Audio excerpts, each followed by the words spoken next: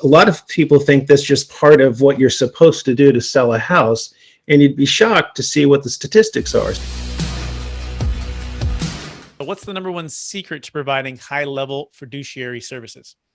Well, I think really the main thing is you want to avoid mistakes, and there's a lot of common mistakes that people make, and unfortunately, most of them never realize they make it. And it's these mistakes that have been driving me crazy for my whole career.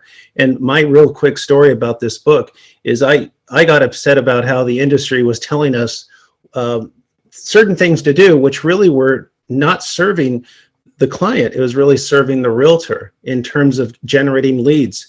So what am I talking about? I'm talking about open houses. I'm talking about real estate signs. I'm talking about mailers and door knockers and all these things that realtors do that make a lot of people think that's just part of what you're supposed to do to sell a house. And you'd be shocked to see what the statistics are. So I started doing research on all of this and finding that a lot of the stuff that the agents are doing, you just froze up. So I'm not sure if you can hear me. Still here. Keep going. Just Okay. the video might have to catch up to us in a couple seconds, but keep going. Got it. So I started writing what's called a white paper, and some folks that may know about those, it's kind of like a research paper. And I love statistics. I love data because it doesn't lie. And found that not only were, for example, open houses almost completely ineffective, they're incredibly dangerous. And so I started writing a research paper. I met a guy who is a publisher, and he said there's a great book there.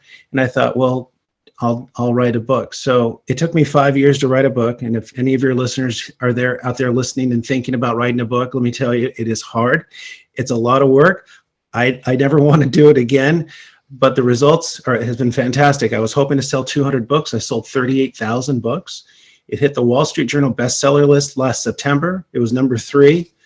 I've never written a book before. It's just, and it's really taken off. And I think it's because there's been a real thirst for this kind of information because it's out there, but it's not really out there. The real estate community knows these numbers, but we don't really tell people what the true effective is of a lot of their actions. For example, we just talked about open houses, and open houses have about a 3% effectiveness rate, but most home sellers believe that you have to do open houses like crazy to sell your house. But guess what? If you're a real estate agent, you want to do open houses because guess who comes to open houses? Potential sellers, looky-loos, and neighbors. Real buyers don't really go to open houses. Now they will go to open houses, but if somebody really wants to buy your house and there's no open house, trust me, motivated buyers will make an appointment.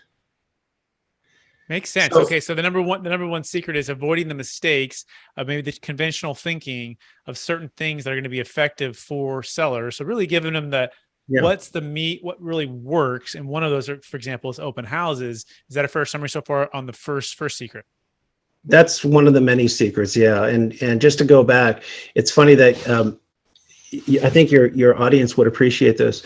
The working title of the book was High Level Fiduciary Sales. And for folks that understand what a fiduciary relationship is, it's a very high level relationship that you have with a client. It's the same type of relationship a doctor has to his patient and an attorney has to his client or her client.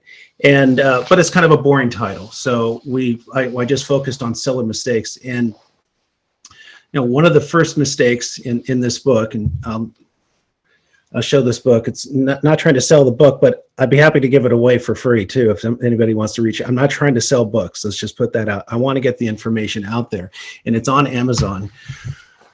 But one of the number one things you can do to make sure you don't make mistakes is hire a really good top agent. Same in your business. There's a lot of folks. I don't think there's that many folks that do what you do. There's just a lot of realtors out there, let me tell you. But you really have to hone in on the number 1 or number 2 in your marketplace, because usually they'll avoid all the mistakes that the common realtor makes. So hire the best is secret number 2, right? Don't settle for those that aren't as experienced, those aren't as proven. Pick and find the best. That fair summary for secret number 2? That could be number 2.